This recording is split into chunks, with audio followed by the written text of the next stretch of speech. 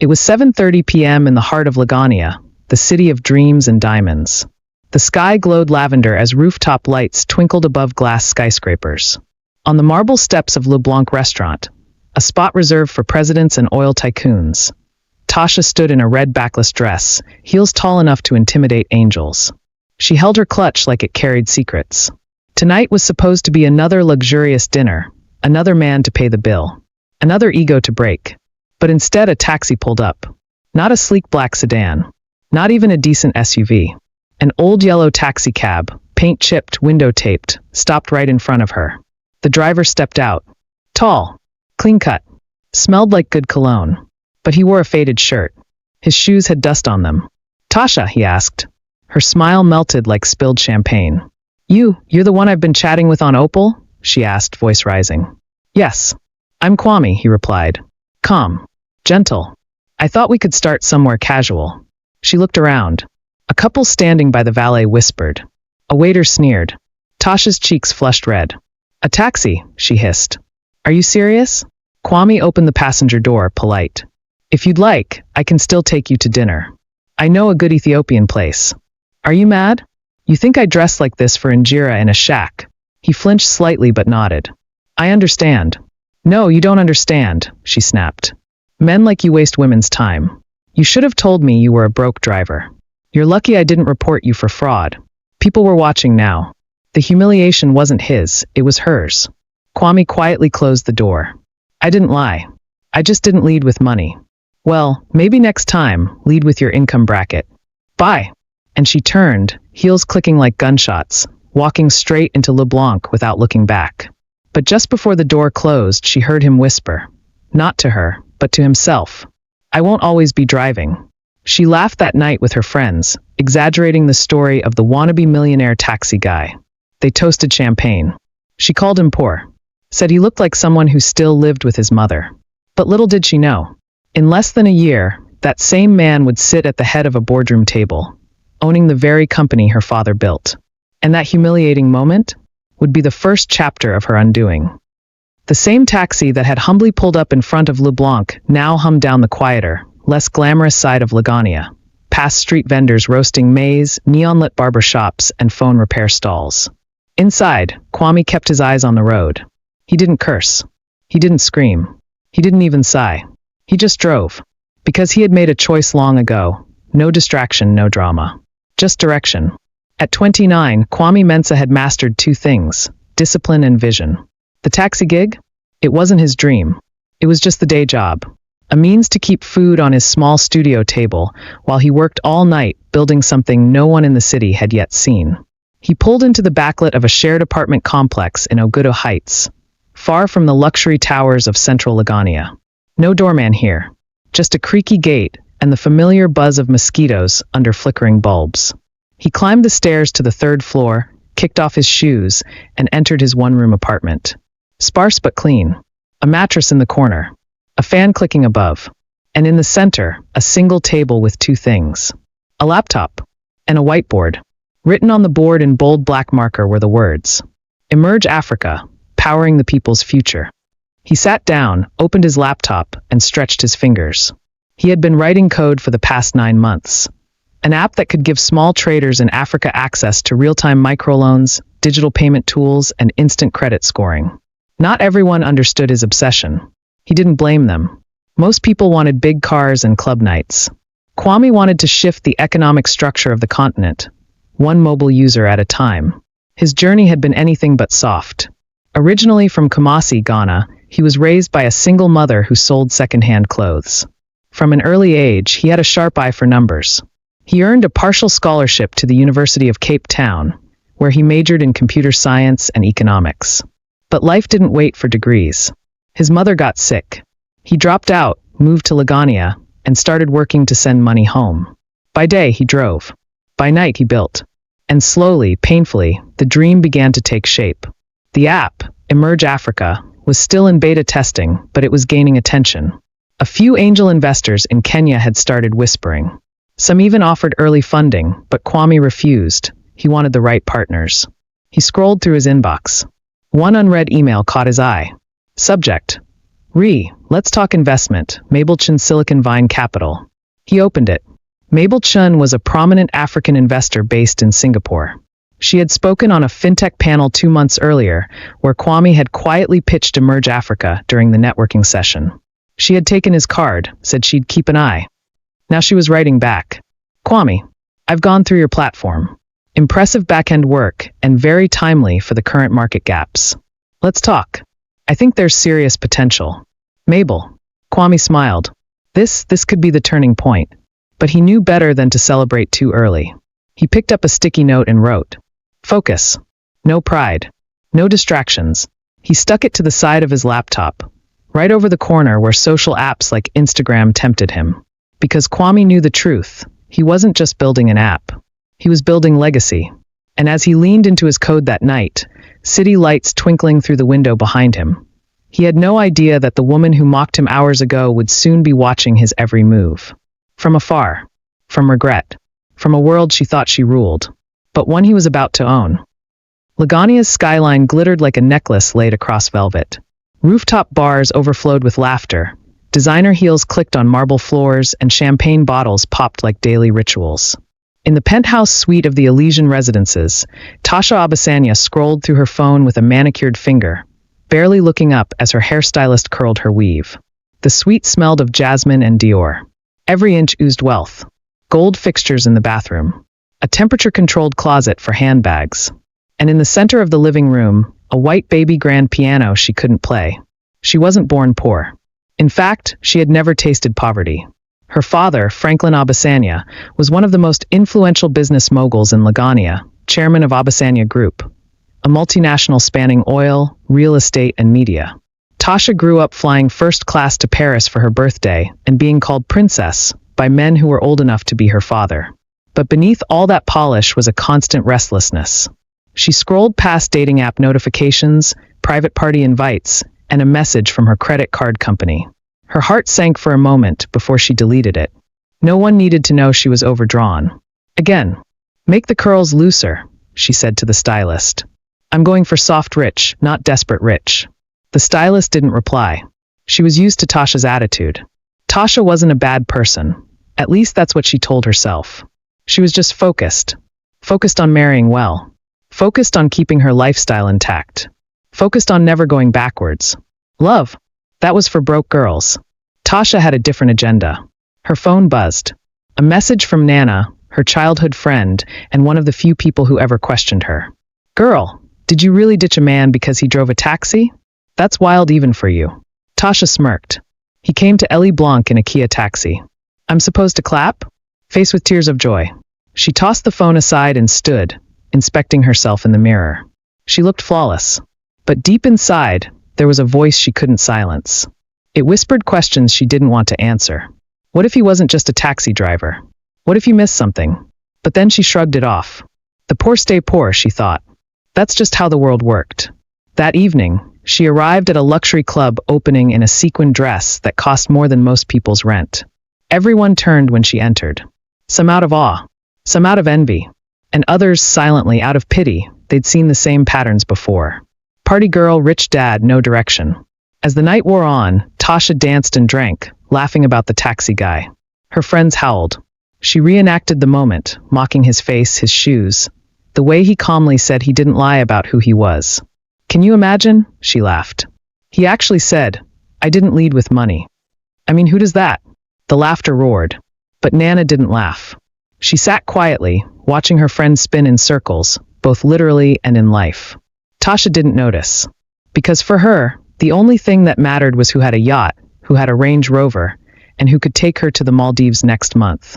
But what she didn't realize, what she couldn't have imagined, was that the man she'd dismissed was already being watched by investors. That app she thought meant nothing? It was already being pitched in rooms she'd never stepped foot in. And the next time she saw him, it wouldn't be at a roadside cafe. It would be in a ballroom, under chandeliers, with her father beside her, and a deal that would change everything. Kwame rubbed his tired eyes and took another sip of instant coffee. It was 3:42 a.m., and the lines of code on his laptop blurred slightly, but his vision was sharper than ever. He had just pushed a new update for his app's digital wallet feature, and the early test results were promising.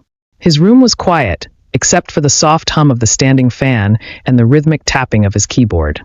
On the wall beside him, pinned over peeling paint, was a simple goal chart with dates and milestones. The next one read, "Secure pre-seed funding before Q4. He leaned back and stared at the words. Almost there. Emerge Africa wasn't flashy. It didn't have viral TikTok ads or celebrity endorsements.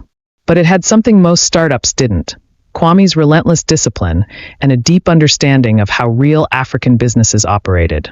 The platform allowed traders in open markets, motorcycle riders, and kiosk owners to access small digital loans without needing paperwork or banks. Kwame's mother would have qualified. That mattered to him. Earlier that week, he had gotten another email, this time from a fintech accelerator in Nairobi. They wanted a meeting. They loved the app's data science model, the way it used airtime purchases and mobile money habits to assess creditworthiness. It was smart, scalable, and social impact driven. He was building a rocket. No, not building, launching. Still, his life looked nothing like a future billionaire's. During the day, he picked up airport passengers, did school runs, and sometimes helped elderly clients carry groceries into their apartments. Some tipped, some didn't. But Kwame always smiled. One Thursday afternoon, he picked up an old professor from the University of Lagania, who, after some small talk, asked, "Young man, what do you want to do with your life? Surely you won't drive forever." Kwame grinned through the rearview mirror. "No, sir. I'm a software engineer. I'm building a financial tool for African microbusinesses. Just need a bit more time and capital." The professor was quiet for a moment, then nodded with respect. "Well, keep at it. Don't get distracted. Most people waste time trying to prove they're rich instead of becoming it." That quote echoed in Kwame's head long after he dropped the man off. He'd written it down. By Saturday, he had submitted his updated pitch deck to 3 accelerator programs and scheduled 2 calls with microfinance experts. He'd also finished writing a new algorithm that would allow his app to auto-reject fraud cases by using a unique behavioral pattern he'd discovered. He was moving faster than even he expected. But there was no celebration. No nightclub. No loud Instagram post. Kwame lived like he was broke, because discipline demanded humility. Still, he didn't forget that night at LeBlanc. He didn't hate her. But he did remember her words. The tone. The laughter. The public embarrassment. It had lit a quiet fire in him. She saw a driver. Not a dreamer. Not a builder. Not a man. One day she'd see. Not for revenge, but as a reminder to everyone like her. Not every man in a taxi is chasing tips. Some are chasing empires. Mr. Franklin Obasanya sat behind a 12-foot mahogany desk in the executive suite of Obasanya Group's global headquarters. Floor-to-ceiling windows offered a sweeping view of Lagania's skyline, but his gaze was fixed on something else, a red spreadsheet blinking on his screen. The numbers didn't lie. The company was bleeding. Dividends had dropped. Their energy division was under regulatory investigation. A real estate deal in Dakar had collapsed. And now the media arm was losing contracts to faster, leaner startups run by tech-savvy founders. He leaned back and exhaled. 62 and tired, though he'd never admit it. His gray suit still looked crisp, his voice still carried weight in boardrooms, but his instincts were not as sharp as they once were. And then there was Tasha. He clicked off the report and opened the security feed from the penthouse. She had hosted another pool party. Dozens of guests. Champagne. DJs, inflatable swans. She hadn't been to a business meeting in months. Refused to work in the company. Refused to marry smart. And when he tried to talk to her, she rolled her eyes like he was just another old man who didn't get it. Franklin rubbed his temples. His wife had passed 10 years ago. He raised Tasha alone with the best tutors, the best schools, the best of everything. But now he feared he had given her all the wrong things. The door opened. His CFO, a tall, soft-spoken woman named Ifeoma, stepped in. "Sir," she said, "we've run the forecasts again. If we don't bring in external investment within the next 6 months, preferably from a younger, more tech-oriented partner, we'll need to sell off major assets." Franklin frowned. "To who? The vultures circling?" "Not vultures, sir," she said gently. "There's a new African tech fund making waves. Private. Very discreet. They're buying into legacy firms and injecting digital infrastructure. They've already acquired minority stakes in Oma Holdings and Zimbacorp." Franklin narrowed his eyes. "Name? Emerge Africa." He leaned back. He had heard the name once before, some new darling of the startup world. But he hadn't paid attention. He was a traditional man. Bricks, oil, steel. But now, the bricks were crumbling. I want to report on them by Monday, he said. And Ifeoma, no one tells my daughter we're considering outside help. Not yet. As Ifeoma left, Franklin turned his chair to the window. Somewhere in the glimmering city, his empire was slipping. He knew it. The only question was, could he hand over the reins to someone younger, sharper, hungrier? Someone not like his daughter. That evening, in her penthouse suite, Tasha was on her third glass of wine, laughing with two influencers and a basketball player. She didn't hear her father's calls. She didn't read the financial alerts.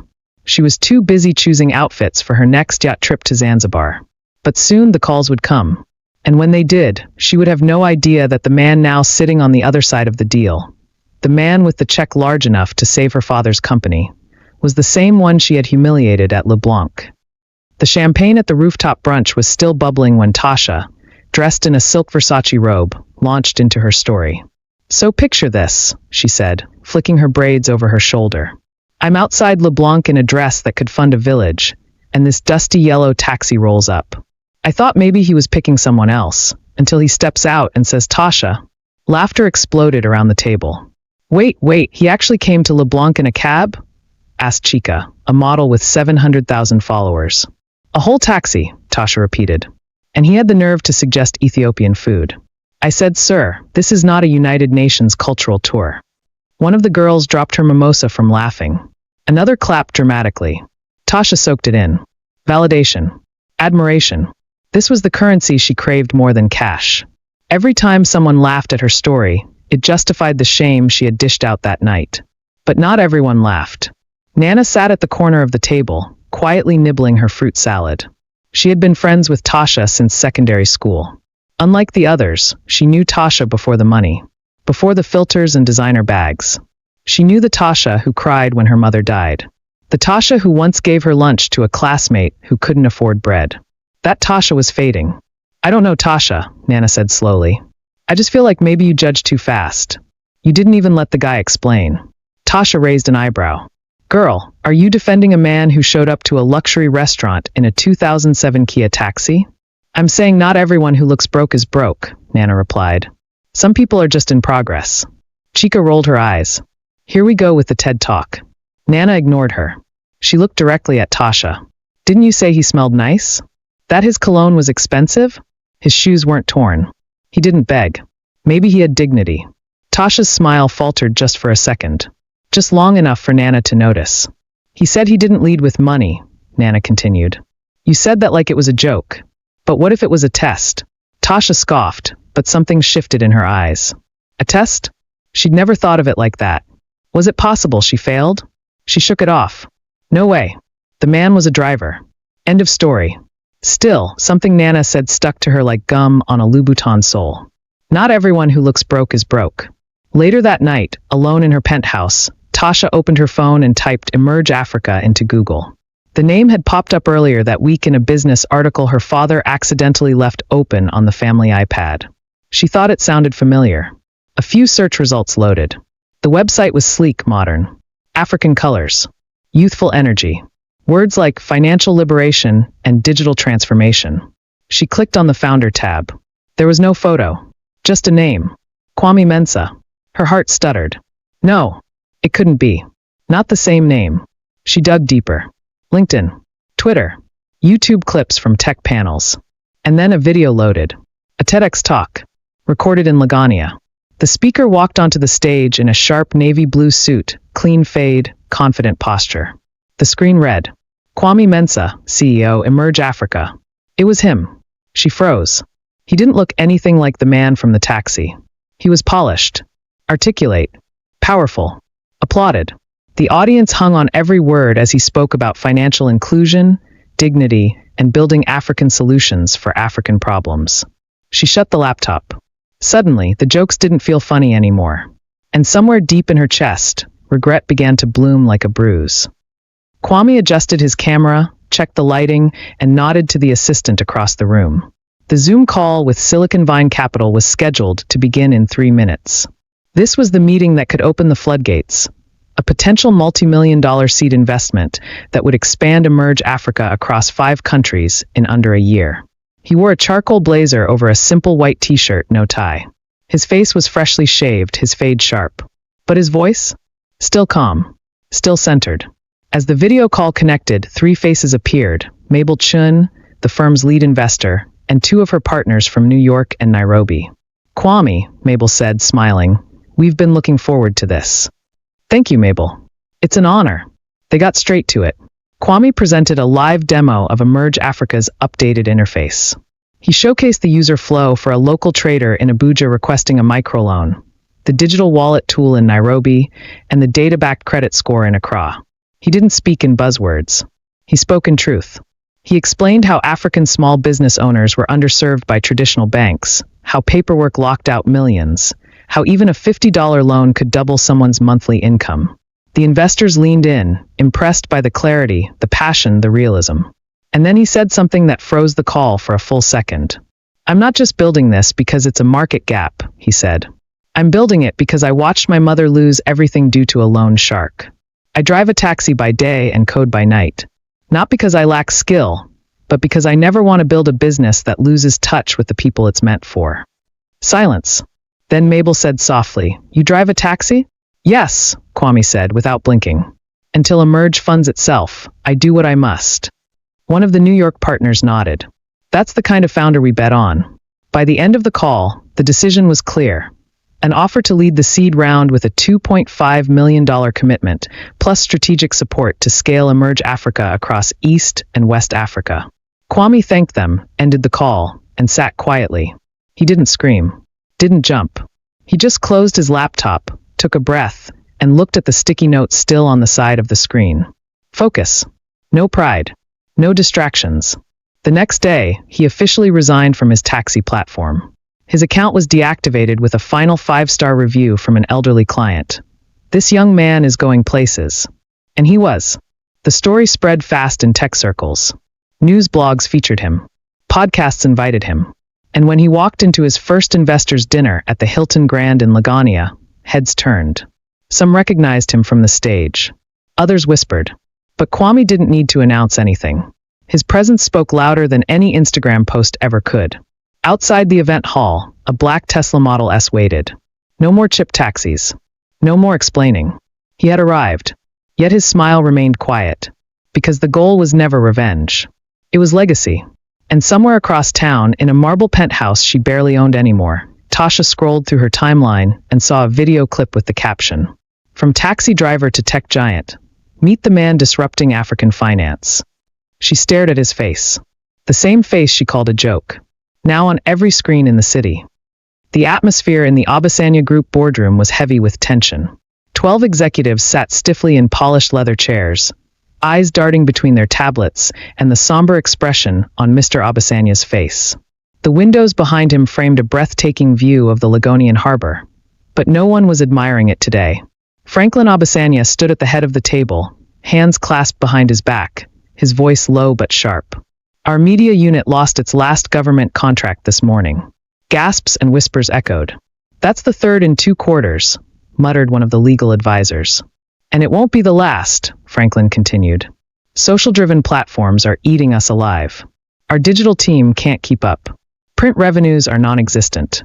And now, due to a software breach, our logistics division is facing a class action lawsuit." Silence. He turned to Ifeoma. "What's our projected burn rate if no investor steps in?" She didn't blink. 6 months. 9 at best, if we lay off a third of the workforce and suspend all new projects. Franklin paced slowly. His once dominant company, the empire he had built over 4 decades, was now teetering at the edge of a digital cliff. And he had no parachute. "We've had talks with 4 potential buyers," Ifeoma added. "But the only serious offer is from Emerge Africa." The name hung in the air like an unfamiliar language. One of the older directors scoffed. "We're a real estate and energy firm. What are we doing talking to a glorified app?" "It's not a glorified app," Franklin said, cutting him off. Emerge Africa just signed a $25 million infrastructure partnership with the East African Trade Authority. They've also acquired 22% of Zimbacorp. If we don't pivot now, we'll become obsolete. Another director, younger and tech-savvy, nodded. Sir, we have to face facts. We need a digital pivot partner. They've got momentum. And capital. We don't. Franklin nodded, jaw tight. He wasn't a fool. He saw the writing on the wall. Legacy companies were falling everywhere, swallowed by lean, smart startups that moved faster, thought deeper, and cared less about protocol. He just never thought his company would be one of them. Later that evening, he reviewed Emerge Africa's proposal in his private office. It was clean, precise, ambitious. The buyer wasn't just offering to inject capital. They had a 5-year digital transformation plan that would automate key logistics processes, digitize client services, and move the company into the next generation. Then he got to the final page. Founder and CEO, Kwame Mensah. He froze. The name, it sounded vaguely familiar, but he couldn't place it. He clicked on the attached pitch video, and as Kwame's face appeared, confident, calm, speaking about dignity and innovation, Franklin leaned back slowly. He watched the entire video in silence. When it ended, he didn't speak for a full minute. Then he said quietly, to no one in particular, "That man knows what he's doing." He didn't know yet about Tasha's history with him. He didn't know what kind of tension was brewing in the shadows. But he knew business. And this young man, this Kwame, wasn't bluffing. Meanwhile, in her suite, Tasha was in full panic mode. She had read the same proposal by accident while looking for her father's flight itinerary. She had seen the name, the face, the logo. She hadn't slept since. She paced the room barefoot, her silk robe dragging on the floor, eyes wild. "He's buying us," she whispered. "He's buying my father's company?" A man she once called beneath her. A man she had laughed about in public. Now holding the power to become her family's savior, or its destroyer. She grabbed her phone, opened Kwame's Instagram again. Still no reply to her message. Then she opened her old dating app chat history, searching for that first conversation. It was still there. Simple, gentle, real. She threw the phone across the couch and sank to the floor, knees pulled to her chest. This wasn't just embarrassment. This was the beginning of a reckoning. Kwame stood before a massive glass wall overlooking the city of Nairobi. A cool breeze passed through the private suite at the top of the Emerge Africa headquarters, a space that had once been a rented co-working pod. Now it was a multi-level office spread across 3 African capitals. He was dressed in a tailored black suit with an open-collar shirt, no tie, and his wrist carried a minimalist gold watch, subtle wealth not loud. His posture had changed too. He still carried the same calm energy, but now it came with the weight of influence. Beside him stood Adejua, his chief operations officer, a sharp Nigerian woman in her late 30s who had once been a senior partner at a fintech consultancy in the UK. She was the one who helped him navigate the boardroom jungle, but even she sometimes had to pause to admire what Kwame had become. "You're all over the media this week," she said, scrolling through her tablet. "Forbes Africa just listed you in their top 30 under 35, and CNN wants a live interview next month." Kwame gave a small smile. "Good. But I don't want celebrity. I want credibility." Adejua chuckled. "Well, unfortunately, credibility these days comes with flashing cameras." He turned and walked toward the long meeting table, where a stack of acquisition documents sat. The Obasanya proposal was on top. "We'll close this one," he said. "They have a good structure. Weak tech spine, but solid regional assets. If we digitize it properly, it becomes the engine for our West African expansion." Adejua tilted her head. "You sure you want this deal to be public? Once people find out who their founder's daughter is, Tasha, this will become a media circus. You really want your name tied to her again?" Kwame paused. "It's not about her." Adejua gave him a look. "It's not only about her." Kwame didn't answer. He didn't need to. He had long ago filed that night at LeBlanc into a part of his mind labeled fuel. He wasn't angry anymore. He didn't hold resentment. But he hadn't forgotten either. That memory of being called a waste of time by a woman who didn't know his name, only his income, had quietly driven him through every sleepless night. It reminded him that the world didn't owe him understanding. And that dignity wasn't always seen, but it was always felt. That was the difference between him and the men Tasha chased. He didn't need a seat at the table. He built the table. A few hours later, he stepped into a panel event hosted at the Lagania International Convention Center. The theme, the New Africa, Tech, Wealth, and Inclusion. Kwame was the final speaker. As he walked on stage, applause erupted. Flashbulbs popped. The camera crew tracked his every step. He stood at the podium, glanced at the crowd, and said, "When I first moved to this city, I drove a taxi. Most people thought I had no ambition. I didn't correct them. I knew who I was becoming." He paused as murmurs rippled through the audience. "But here's the thing," he continued. "Sometimes, when you're quiet and humble, people confuse you for small. That's their mistake. Your job is to keep building." The applause thundered. As the session ended, a journalist approached him for a quick interview. "Mr. Mensah," she asked, "what advice would you give to young Africans who feel invisible?" Kwame looked straight into the camera and said, "Let them underestimate you. It's the greatest advantage you'll ever have." Meanwhile, in Lagania, Tasha was watching the live stream alone on her phone. She didn't blink. She didn't sip her wine. She just stared at him, composed, powerful, dignified, knowing that millions were clapping for the same man she once humiliated in front of a restaurant. And she hadn't even gotten a reply to her last message. The grand ballroom of the Lagania Tech and Innovation Gala sparkled like a field of stars. Giant crystal chandeliers hung from the ceiling, each one more elaborate than the last. Waiters in white gloves glided across the marble floor with trays of shrimp canapes and vintage champagne. The guest list? A who's who of African billionaires, startup founders, diplomats, and CEOs from Silicon Valley to Senegal. Tasha adjusted the deep emerald gown that hugged her waist and showed off just enough to be noticed, but not enough to seem desperate. Her makeup was flawless. Her diamonds were on loan. Her confidence, however, was starting to crack. She hadn't wanted to come tonight. But her father insisted. He needed her by his side. The company was days away from signing a partial acquisition deal, and the board had arranged for an official introduction to the investor behind it all, Emerge Africa. Tasha didn't need to ask. She already knew who it was. The same name in the proposal she secretly read. The same man who hadn't responded to any of her messages or comments or polite, hi slightly smiling face, replies on LinkedIn. And now he would be here. She clutched her champagne glass tighter, scanning the room nervously. Across the ballroom, Franklin Obasanya was in deep conversation with another executive when a well-dressed aide whispered something in his ear. "He's here," Franklin asked. The aide nodded. He turned to Tasha. "Our guest of honor just arrived. Walk with me." She blinked. "Now." Franklin didn't notice the tremble in her voice. As they approached the stage area, the MC's voice boomed through the speakers. "Ladies and gentlemen, please welcome the founder and CEO of Emerge Africa, Mr. Kwame Mensah." Applause thundered across the ballroom. Tasha froze. He stepped into the spotlight. Black tuxedo. Crisp shirt. No tie. His walk was calm but firm. People moved aside instinctively. The cameras followed him. Reporters took notes. One investor even whispered to his assistant, "That man is the future of African business." Tasha could barely breathe. Kwame shook hands with a few dignitaries, offered polite smiles, then turned and locked eyes with her father. "Mr. Obasanya," he said, extending his hand. "Thank you for the opportunity."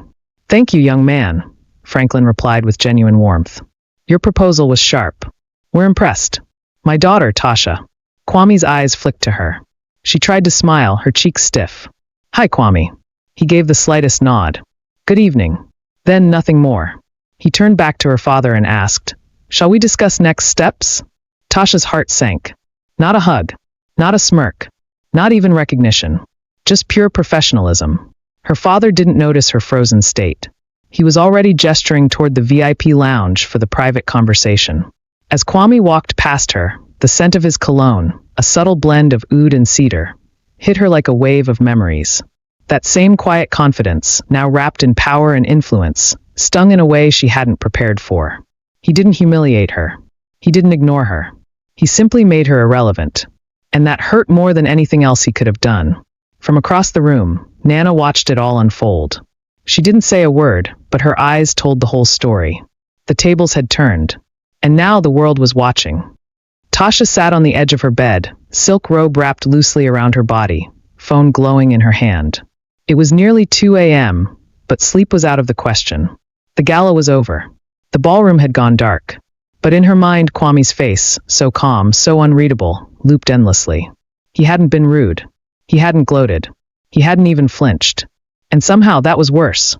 She scrolled again through his Instagram, now with over 700,000 followers. His most recent post was from earlier that evening, a photo of him at the gala with a brief caption. Build quietly. Let your work introduce you. Hundreds of comments, thousands of likes. Words like inspiration, king, and Africa's Elon filled the screen. Tasha felt a knot tighten in her chest. She used to command rooms. Used to walk into restaurants and have heads turn. Now, it was like she was shrinking while he was rising. Every time she opened her phone, another article featured his face. Another headline, another quote. From driving a taxi to driving Africa's tech future. Kwame Mensah is not just a founder, he's a force. She couldn't escape it. Worse still, she couldn't stop thinking about that night outside LeBlanc. She'd replayed it so many times, it had become a movie in her head, one she couldn't edit or pause. His calm tone. His kindness. The fact that he hadn't shouted or insulted her back. He had just walked away. And now he was back, but in a way she hadn't imagined. Not as a better version of himself. As a completely different man. A man the entire city respected. She opened her messages again. Still no reply. He had seen the last one. Hey, I hope you're doing well, smiling face with smiling eyes. But hadn't responded. She typed a new one, stared at it, then deleted it. She didn't even know what to say anymore. What did you say to a man you laughed at in front of strangers? To a man you dismissed before you knew who he was? That he looked better now? That she'd changed too? Would he believe it? Did she believe it? Her phone buzzed suddenly. An Instagram story notification.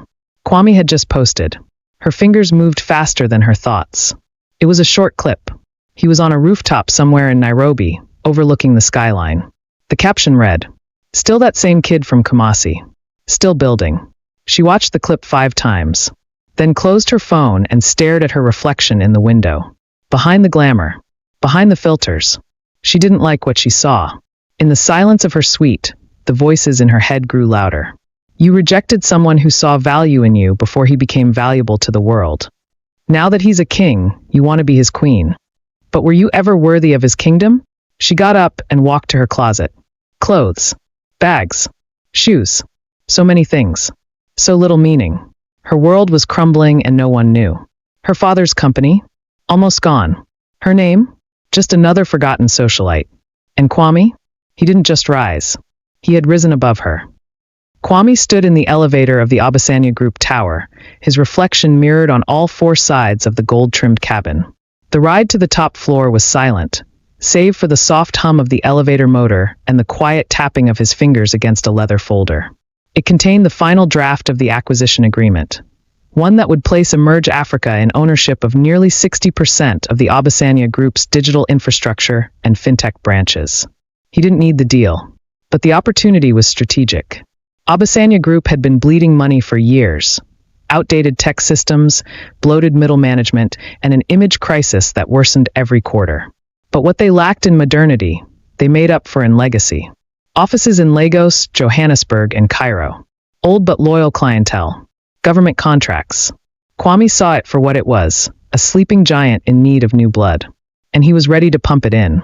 The elevator doors opened with a soft chime to reveal a sleek, high-ceilinged boardroom bathed in morning light. Floor-to-ceiling glass windows overlooked the city. A long mahogany table ran through the center, surrounded by executives in sharp suits and stiff smiles. Franklin Obasanya rose to greet him. Kwame, welcome. Please sit. Kwame nodded respectfully and took his place. No fanfare. No unnecessary words. He opened his folder and calmly slid the final document across the table. I've reviewed the revisions. We're ready to proceed. There was a pause as Franklin glanced over the contract again, his brows tightening. It's a fair offer, he admitted. Generous even. And I appreciate how you've handled this with discretion. Kwame simply replied, we're builders, not destroyers. Another pause. Then Franklin looked up, his voice quieter now. I have to ask, is this personal? About my daughter? Kwame met his gaze. No. A beat. Would it matter if it was? Kwame added, his voice steady but pointed. Franklin sighed, leaning back in his chair. She's not herself these days. The fall from grace has been hard on her. Kwame said nothing. She was spoiled, Franklin continued. We gave her too much too soon. And when the money started drying up, she didn't know how to adjust. Still, Kwame said nothing. He wasn't here to judge someone else's parenting. He was here for business. The board signed off on the agreement. Cameras were brought in for the press photos. Franklin gave a short speech, mentioning a new chapter for Obasanya Group, and praising Emerge Africa's youthful innovation. Kwame said a few words too, but brief. Sharp. Clean. Then, just as the cameras were being packed away, Tasha entered the boardroom. She wore a black pantsuit, understated and elegant. No jewelry. No dramatic makeup. Just her. But there was something about her expression, an unease beneath the poise. She hadn't been told the signing was today, and now she was face to face with him again. Kwame turned as she walked in. Their eyes met, and the room felt smaller. She spoke first. Congratulations, Mr. Mensah. He nodded. Thank you. I suppose this is your victory lap? Kwame smiled faintly. It's a business deal, not a competition. She bit her lip. I see. So is that what this has all been? Just business. He tilted his head slightly, studying her. What would you prefer it to be? She couldn't answer. She didn't know. Silence fell between them again. But this time it wasn't angry or awkward. It was heavy with something else. Regret. Curiosity. Possibility. Kwame adjusted his folder and turned toward the door. Take care of yourself, Tasha. She stepped aside as he passed, but just before he left, she whispered, I was wrong that night. About everything. He stopped, looked over his shoulder. I know, he said gently, then walked out. Not with pride. Not with revenge. But with peace. Because Kwame Mensah was no longer the man she rejected. He was the man she could no longer reach. The city of Lagania was alive that evening, pulsing with light and noise. In the heart of it all, a towering billboard outside the International Tech Arena lit up with a bold headline. Emerge Africa, the new face of African finance. Kwame's photo was centered, suited, confident, composed. It wasn't vanity. It was positioning. The brand was becoming a movement. Inside the arena, hundreds of entrepreneurs, investors, and government officials had gathered for the Lagania Digital Future Summit. It was the most anticipated tech event of the year, and Kwame was the keynote speaker. As he prepared backstage, Nana stood beside him, dressed in a tailored navy blue pantsuit, tablet in hand. She had become more than a chief of staff. She was now COO of Emerge Africa. You good? She asked, glancing up from the briefing. Kwame nodded. Yeah, just another room. Not just any room, she smiled. This is the one where you close the circle. He gave a soft laugh, but she was right. Tasha would be in the audience. Her father too. Not because they wanted to be, but because they had to. Kwame was now a stakeholder in every major tech forum in the country.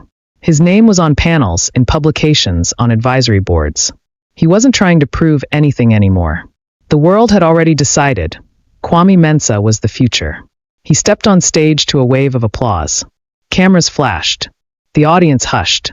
He didn't use notes. He didn't use slides. Just his voice. In every city, there are two types of people, Kwame began. Those who build things quietly, and those who chase things loudly. He paused. The room leaned in. I started as a taxi driver. Not because I lacked ambition, but because I refused to take shortcuts. Some of you know what that's like. You've been overlooked. Dismissed. Laughed at. He looked across the room, not searching, just connecting. But here's what they never tell you. Rejection is often redirection. Every no I heard was fuel. Every insult was free publicity. And every time I was told I wasn't good enough. He paused. I built. The crowd erupted in applause.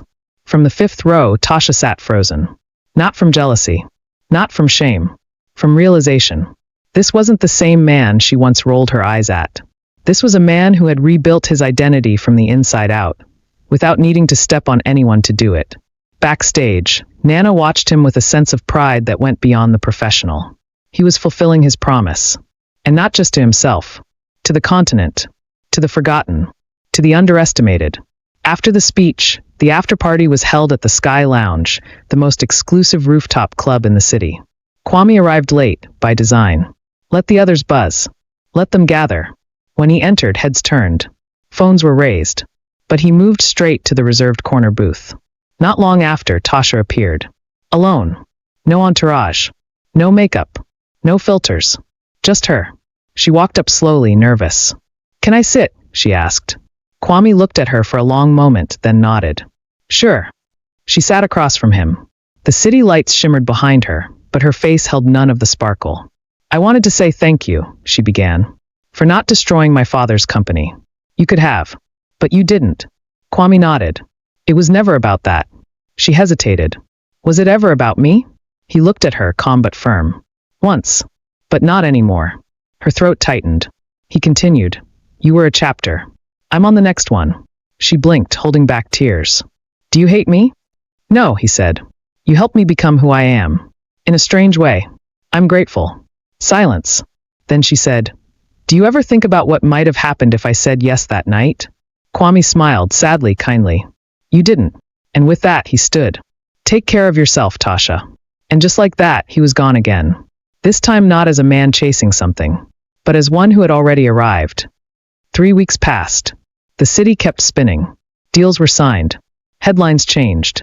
But in Tasha's world, time had slowed into something unfamiliar, a dull ache of reflection. She no longer filled her days with shopping trips or brunches. The girls she used to party with had all moved on, or worse, were still chasing the same nightlife distractions she was now trying to escape. For the first time in years, she was alone with her thoughts. And they were unforgiving. Her once busy phone barely rang. There were no more invitations to influencer dinners, no more press releases with her name, no more front row seats at Fashion Week. She had once been the girl everyone wanted to be seen with. Now she was the girl whispered about. They said she let go of a king. They said she chose glitter over gold. They said she blew her chance.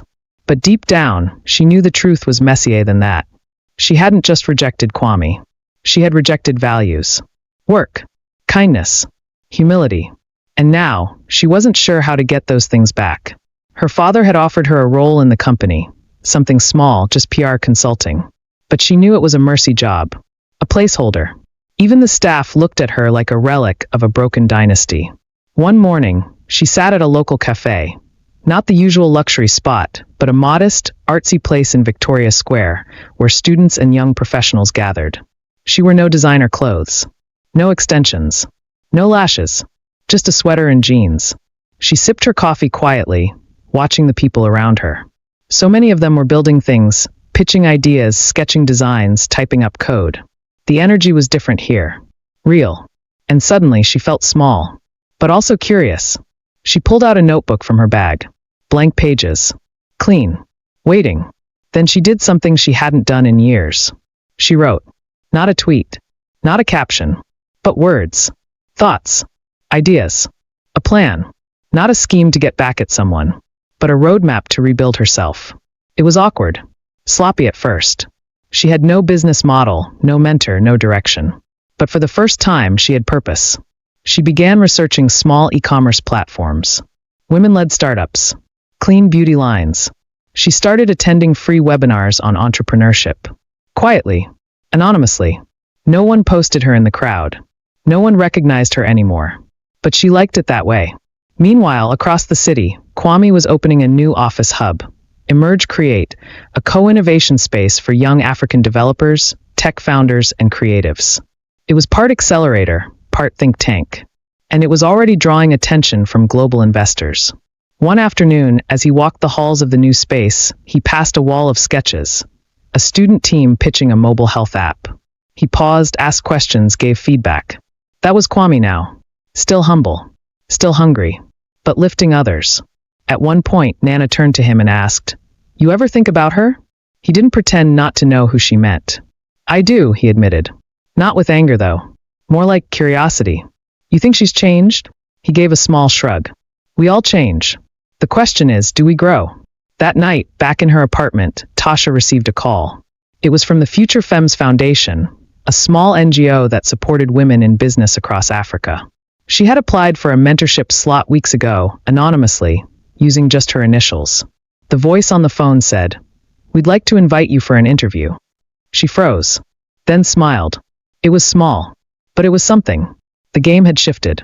It wasn't about heels, clubs, or followers anymore. It was about work, about real value. And for the first time in a long time, Tasha was ready to try. The room was modest, cream walls, a round table, no unnecessary glamour. Just 5 women seated with notepads and laptops, interviewing applicants for the Future Femmes mentorship program. Tasha sat at the center of it all, palms resting lightly on her skirt, posture upright, voice steady. But inside, she was nervous. This wasn't a place where her last name or her Instagram following could save her. No one here cared that she used to dine at the presidential lounge at Eco Royale or shop exclusively at Haute Elite. Here, she was just Tasha. And it was refreshing. The lead interviewer, a soft-spoken woman in her 40s named Kemi, glanced at Tasha's application again. "Your idea is interesting," she said. "An all-natural skincare line targeting African women in urban environments, using indigenous ingredients." Tasha nodded. "Yes, I've been experimenting with formulations at home. Nothing fancy, just shea, hibiscus, baobab oil. But it works." Another panelist raised a brow. "Why this? You're from a family that had access to the corporate world. Why not go that route?" Tasha didn't flinch. "Because I want to build something that's mine. Something honest." The room was quiet for a second. Then Kemi asked, "And what do you think you need most from this program?" "Accountability," Tasha said, surprising even herself. "And guidance. I'm not pretending to be an expert, but I'm ready to learn." The women exchanged glances. Another voice asked, "Are you prepared to work from the ground up? To not be the boss at first?" Tasha smiled faintly. "Honestly, I think that's the part one need most." They asked a few more technical questions, gave her an information packet, then dismissed her with a polite, "We'll be in touch." She stepped out into the afternoon sun and took a deep breath. It didn't feel like she'd nailed it, but it didn't feel like she'd failed either. Just real effort. That night at home, she sat in front of her laptop, adjusting her logo design. Tash Organics, it read in soft gold script. Below, a tagline, "Beauty rooted in truth." It was still early days. She hadn't even gotten the mentorship yet, but she was already working differently. Not out of desperation, not to prove anything to Kwame or Instagram, but because she finally wanted something real. Across town, Kwame was reviewing a funding proposal for a startup in Nairobi. Nana was seated across from him, scrolling through the pitch deck on her tablet. "This one's promising," she said. 3 women founders. AI-powered crop monitoring. Already profitable. Kwame nodded. "Set up a call. Let's see how we can help them scale." Then his phone buzzed. A text from an unknown number. "Thank you for inspiring me in ways I was too blind to see before. Tasha." Kwame stared at the message for a long moment. Then slowly he locked his screen without replying. Not because he was angry, but because some messages don't need answers.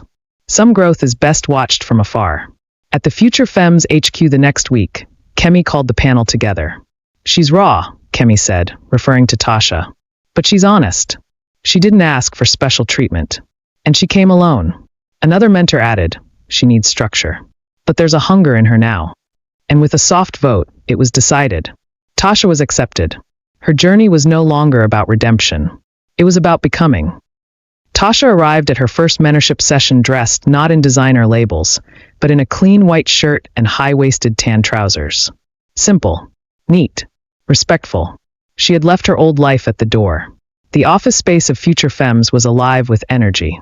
Young women scribbled on whiteboards, balanced laptops on their knees, and shared sticky notes filled with strategy and deadlines. It was the first place in years where Tasha didn't feel like she had to shrink or pretend. Kemi greeted her with a warm smile. "You're early." "I didn't want to be late," Tasha replied. Kemi led her into a shared workspace. "You'll be working from here twice a week. You'll get a mentor check-in every Friday, and your prototype pitch is due in 6 weeks." Tasha took it all in. It felt real now. No fantasy. No applause. Just work. She set her things down at an open desk. Next to her was another mentee, a quiet girl named Bolu, who was developing a menstrual health app for rural girls. Tasha introduced herself. Bolu gave a polite nod, eyes still on her screen. That was the thing about these women. They didn't care who you used to be. Only what you were willing to do now. Tasha's first task was clear. Develop a product prototype. She spent days researching ingredients, calling small farms in the north and west, testing combinations in her small kitchen. Her apartment smelled like cocoa butter and lime peels. Her hands were stained with turmeric for days. She didn't post about it. No stories. No reels. She was too busy grinding hibiscus petals and reading supply chain blogs. Late one evening, while scrubbing a burnt saucepan, she caught her reflection in the window glass. She looked tired, but peaceful. Not empty like before. Just focused. At the same time, across the city, Kwame was in a video conference with African Union delegates, discussing digital payment access across underserved regions. The world now listened when he spoke. After the meeting, Nana walked in holding a tablet. "You need to see this," she said, showing him a new list from Forbes Africa. Top 50 African entrepreneurs under 40. Kwame's name was second, just below a fintech founder in Senegal. He barely reacted. "I'm more interested in the impact audit next week," he said. He had become immune to vanity. His ambition was different now. Purpose-driven. Back at Future Femmes, Tasha stood before a panel of mentors, her hands slightly trembling as she opened a simple box and revealed a set of hand-poured skin balms, each labeled with local languages and clean fonts. "This is just the beginning," she said. "But every ingredient has a story. Every product honors where I come from." Kemi looked at her, impressed. "You've come far," she said. "But the next step is where most people fail, learning to sell." Tasha nodded. "I want to learn." The mentors exchanged glances. Kemi smiled. "Then let's teach you how to build a brand with soul." After the session, Tasha stepped outside and sat alone on the front steps of the building. She opened her phone, looked at Kwame's last message, the one she sent weeks ago, still unread. She didn't delete it. She didn't resent it. She just closed the screen and smiled softly to herself. He had inspired her to grow. Now it was time to do the same for others. The scent of lemongrass oil filled the air as Tasha placed her final product sample into a branded pouch marked Tash Organics. She paused to admire it, not for vanity, but for what it represented. Growth. Discipline. Starting over. She had just completed the first phase of the Future Femmes mentorship program, a 6-week sprint where Ments turned ideas into real, tangible prototypes. And now, it was time to present to a panel of angel investors during pitch day, the grand finale. She wasn't expecting $1 million investment, but she was ready to be seen, and more importantly, heard. The pitch room was elegant yet minimal. A long mahogany table sat beneath a chandelier of West African beads. Investors and mentors lined one side of the room. Ments, dressed in their sharpest business casual, waited anxiously for their names to be called. Tasha's heart thudded in her chest. She was third on the list. In the front row, Kemi sat watching her with a knowing look. Encouraging but honest. Tasha clutched her pitch cards and inhaled deeply. Then it happened. "Next, we welcome Miss Tasha Obasanya." A few heads turned. The name still carried weight, even if her life had shifted. But she walked to the front with calm confidence. No heels. No theatrics. Just presence. She began with a story. 5 years ago, I could have paid people to build this product for me. I had the name, the access, the luxury. But I didn't have vision. And I didn't have gratitude. Today, I'm here not as a daughter of a businessman, but as a founder. Tash Organics is my way of honoring the richness of African skin and African soil. My products are handmade, sustainable, and sourced directly from smallholder farms across Nigeria and Ghana. She showed them samples, packaging designs, and her small but growing waitlist from pre-launch Instagram DMs. One investor raised his hand. "What's your price point?" "Mid-range," she said. "Affordable but elegant. Quality without intimidation." Another asked, "How scalable is this model?" "I've secured supply chain relationships with 3 farms already. My next phase is a digital storefront with education-driven content, videos on skincare, sourcing, and African beauty culture." A third investor leaned forward. "What makes you different from the dozens of other brands doing this?" Tasha didn't blink. "I'm not trying to look like a Western brand. I'm building one that feels African at its core, without apology. Our beauty isn't a trend. It's tradition. That's our edge." Silence. Then nods. Kemi gave her the smallest of smiles. When the pitch ended, polite applause followed. Not over the top. Not pitying. Respectful. Later, in the hallway, Tasha sank onto a bench, her notes still clutched in her hands. Bola sat beside her, eyes wide. "You killed it," she whispered. "You sounded like you've done this forever." Tasha laughed softly. "I've only just started." Meanwhile, across the city, a luxury black Range Rover slowed to a stop outside a discreet building in Lagania's central district. Kwame stepped out, adjusting the cuff of his ash-gray linen shirt. He wasn't there for a meeting. He was attending pitch day, not as a sponsor, but as an anonymous observer. Emerge Africa was quietly scouting new female-led ventures to add to its microaccelerator arm. Inside the building, his name wasn't on any schedule. But the organizers knew better than to deny him access. He entered the pitch room, just as the final presentations were wrapping. He saw the logos, the faces, Then he saw her. Tasha, sitting beside her fellow Ments, hands resting calmly on her lap, eyes forward. He did a double take. Not because of her looks, but because of her posture. She looked grown, focused, whole. Nana, standing at his side, leaned in and whispered, "You okay?" He nodded slowly. "She's not who she used to be." Nana gave him a knowing glance. "Neither are you." Kwame didn't approach her, didn't interrupt, but he made a note in his mind. Tash Organics. Something told him this story was far from over. The following week, Tasha received an email that made her heart race. It wasn't from the investors. Not yet. It was from Kemi. "Congratulations.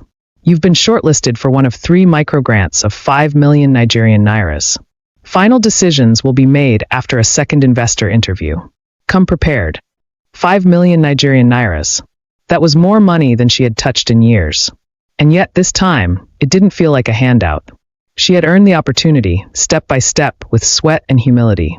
She stared at the screen, smiled softly, then shut her laptop. She didn't call anyone. She just pulled out her journal and wrote, "This time, I won't lose myself in the blessing." The next day, she arrived early at the Future Femmes office for her follow-up pitch.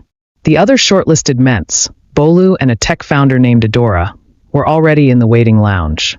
Tasha gave them both a smile and sat quietly, preparing her talking points. At exactly 9 a.m., she was called into the conference room.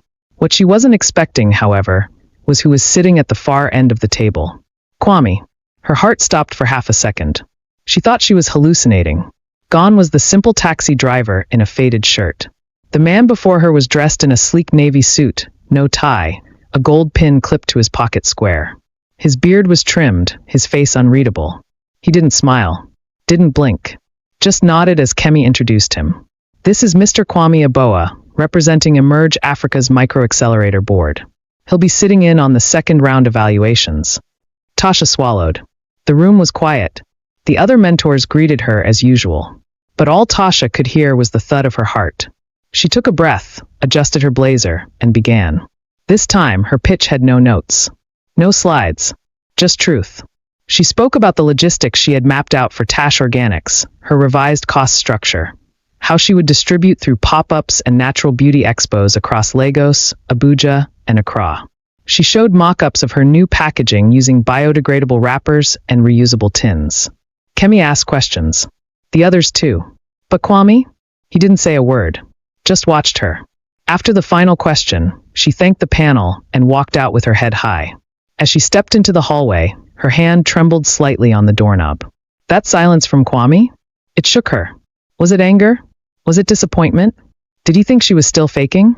Inside the room, after she left, the silence lingered. Finally, one mentor asked, "Kwame, what do you think?" He paused for a moment, then said, "She knows what she's building now. She's not asking for validation. She's building with intention." "Is that a yes?" Kemi asked. Kwame leaned back in his chair. "I think it's a start." That afternoon, Tasha went home and did something she hadn't done in months. She cooked. Not for a man. Not for content. But for herself. Jollof rice. Grilled plantain. Ginger fish. As she stirred the pot, her phone buzzed. A message from an unknown number.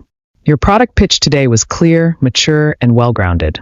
That's the version of you I always believed existed." Kwame. Tasha stared at the screen. Then typed back. "Thank you. I've stopped chasing the version of myself I once wanted to be. Now I'm just becoming the woman I was meant to become." There was no reply. And that was okay. She didn't need his praise. Not anymore. But deep down it felt good to be seen. Not as a trophy. Not as a lesson. But as a woman reborn. 3 days later, Tasha received a call from Kemi. "Congratulations," she said. "You've been selected for the 5 million Nigerian nairas microgrant." Tasha dropped into her couch and pressed her palm to her chest.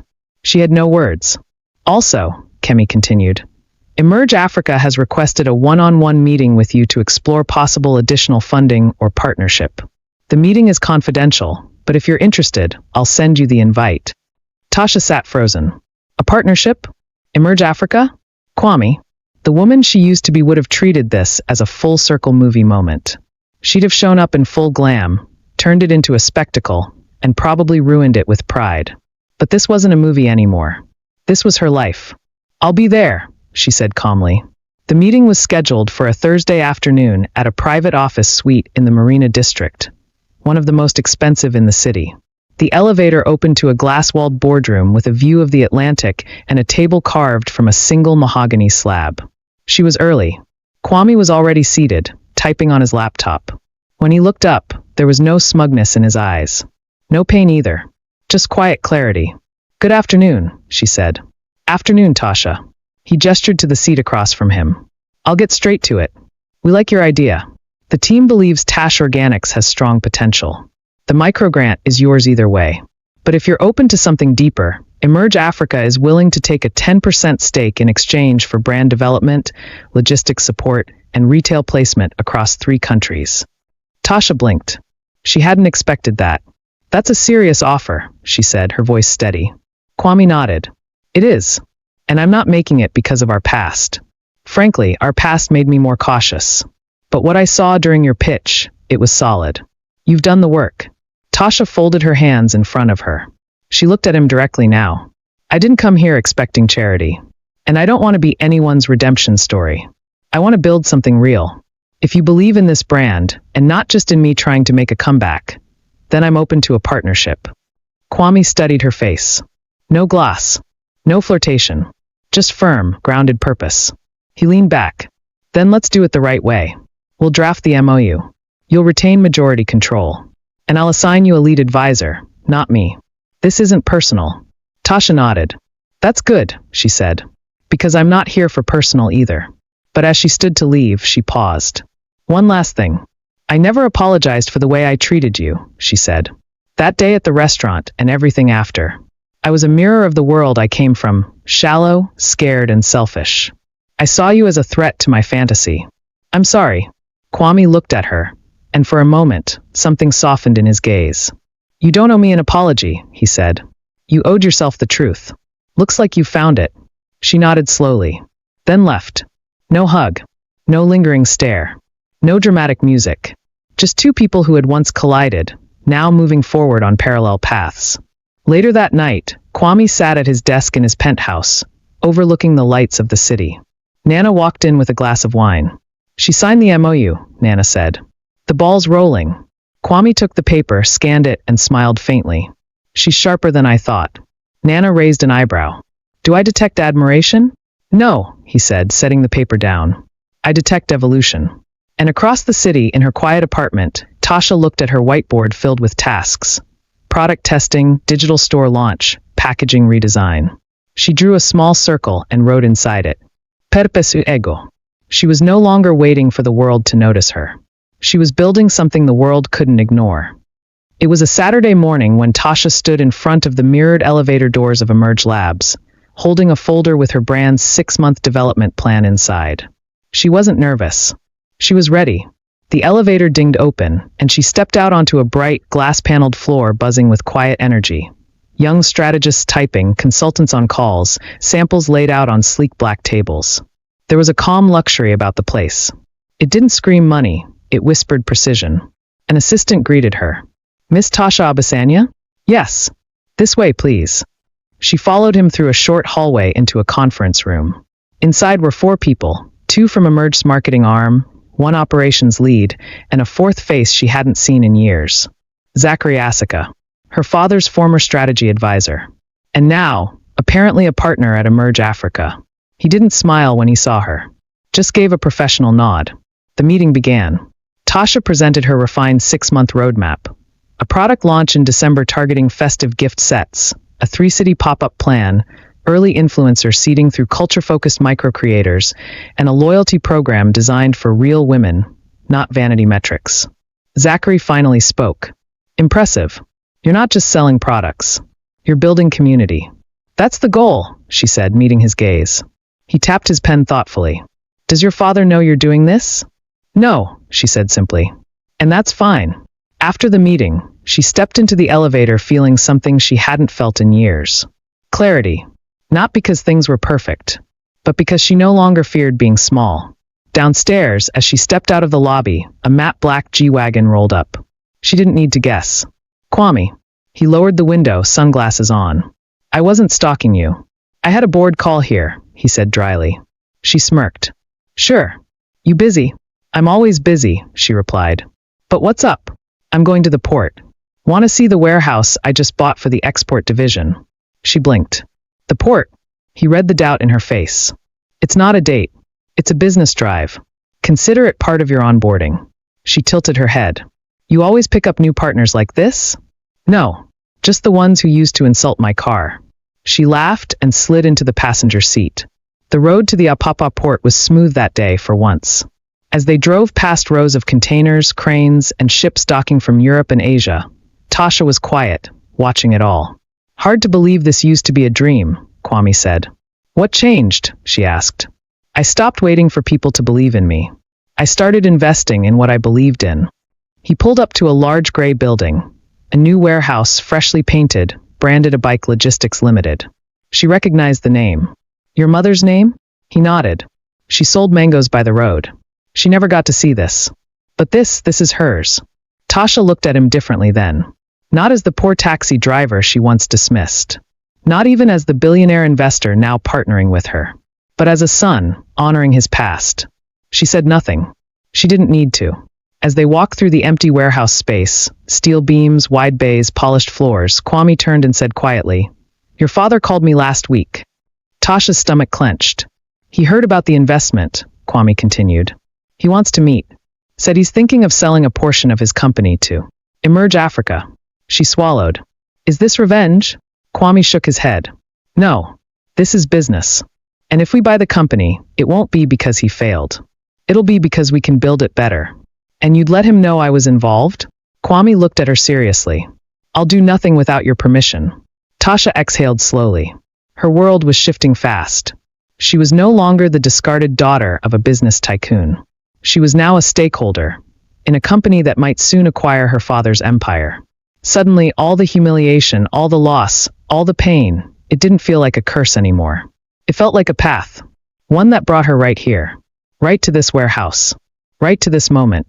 She turned to Kwame, a new calm in her eyes. Let's make something clear, she said.